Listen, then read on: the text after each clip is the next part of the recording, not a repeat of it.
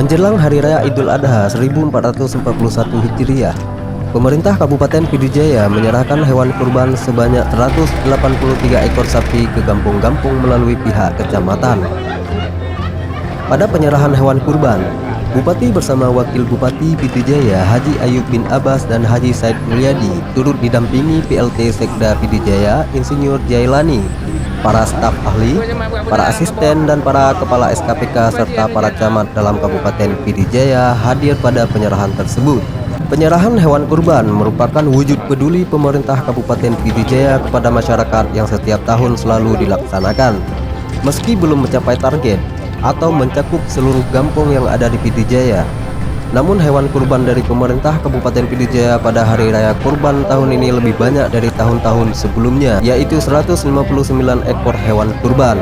Adapun pembagian hewan kurban tersebut bertempat di kompleks perkantoran Bupati Pidijaya.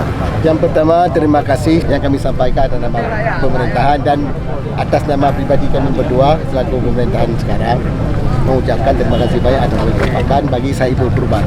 Alhamdulillah untuk tahun ini adanya peningkatan kurban yang kita dapatkan dari sumbangan pertama sekali dari ASN itu melalui kepala dinas masing-masing, dan juga ada pihak donatur yang menyampaikan kepada kami yang rencana kami memang itu kita rencanakan sebanyak 222 itu semua desa, tapi sampai sekarang kita baru bisa mendapatkan hanya 171 ekor sapi.